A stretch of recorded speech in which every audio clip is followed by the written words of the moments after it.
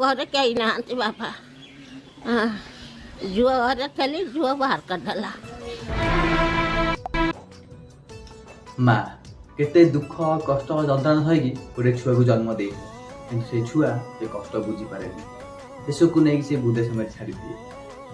ସେଥିପାଇଁ ତ କୁହାଯାଇଛି ମା ଠାରୁ କୌଣସି ବଡ଼ ଶବ୍ଦ ନାହିଁ କି ମା ଠାରୁ କୌଣସି ବଡ଼ ଅର୍ଥ ନାହିଁ।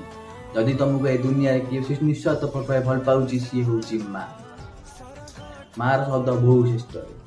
ସେଥିପାଇଁ ତ କୁହାଯାଇଛି ମା ନାହିଁ ଯାହାର ସାହା ନାହିଁ ତାହାର। ଯଦି ମା ନାହିଁ ସେ ଛୁଆର ଶବ୍ଦ କିଛି ନାହିଁ। ଯଦି ମା ନାହିଁ ତମକୁ କେହି ବି ଭଲ ପାଇବେ ନାହିଁ। ଯଦି ମା ନାହିଁ ତମକୁ କେହି ବି ପଚାରିବେ ନାହିଁ। କ'ଣ ଠିକ୍ କହିଲି ତ? ଯଦି ଠିକ୍ କହିଲି ତାହେଲେ ମୋତେ ଗୋଟେ ଲାଇକ୍ ଦେଇଦେବେ ଆଉ କମେଣ୍ଟରେ ମା ଲେଖିଦେବେ। ରହିଲି।